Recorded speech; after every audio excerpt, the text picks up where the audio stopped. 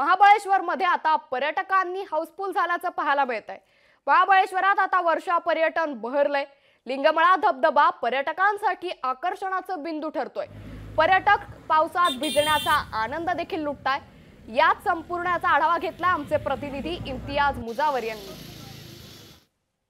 महाराष्ट्राचं मिनी काश्मीर म्हणून ओळखल्या जाणाऱ्या महाबळेश्वर पाचगणी मध्ये सध्या वर्षा पर्यटनाला मोठ्या प्रमाणात गर्दी झालेली आहे। महाबळेश्वर पाचगणीचा निसर्ग या पावसाळ्यात पूर्णतः फुलून गेलेला आहे। सगळे पावसामुळे या परिसरातील डोंगरातील सगळे धबधबे ओसांडून वाहत आहेत आणि या वर्षा पर्यटनाची मजा लुटण्यासाठी पुण्या मुंबईवरून वेगवेगळ्या पद्धतीने पर्यटक इथे दाखल झालेले आहेत। नमस्कार, लोकशाहीमध्ये आपलं स्वागत आहे। पावसाळा इतका सुंदर आता या ठिकाणी आहे, वर्षा पर्यटन फुललंय। महाबळेश्वर पाचगणीचं सौंदर्य पाहिल्यानंतर काय वाटतं तुम्हाला? काय वाटणार, एवढं सुंदर, आता काय बोलायचं। वर्षातनं कमीत कमी दोनदा तरी आम्ही येतोच।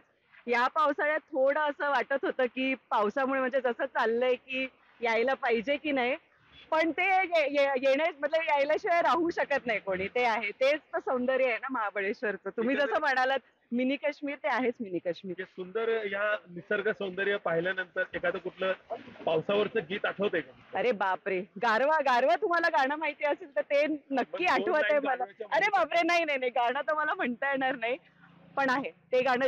जे कोणी व्हिडिओ बघेल हे गाणं नक्की ऐका। हे तर मी काय सांगाल, आज पाऊस पडतोय, महाबळेश्वर फुललंय आणि धबधबे सगळीकडे आहेत, काय सांगाल? खूप छान वाटतंय। आम्ही नेहमी म्हणजे वर्षातनं येतो। मध्ये जरा खूप पाऊस वगैरे होता, बंद होतं, त्याच्यामुळे जरा भीती होती की आता बंद वगैरे असेल, पण तसं काही नाहीये आणि खूप छान म्हणजे एन्जॉय करतोय। काय सांगाल, वर्षा पर्यटनाला तुम्ही भिजताय? नाही, मला तर भिजण्याचा आनंद घ्यायचा होता म्हणून मी इथं आले। सुंदर असा निसर्ग या ठिकाणी फुललेला आहे आणि वर्षा पर्यटनाला महाबळेश्वर पाचगणीला आवर्जून दरवर्षी पर्यटक मोठ्या प्रमाणात गर्दी करतायत। कॅमेरामॅन जुबैरसह इम्तियाज मुजावर, लोकशाही मराठी, सातारा।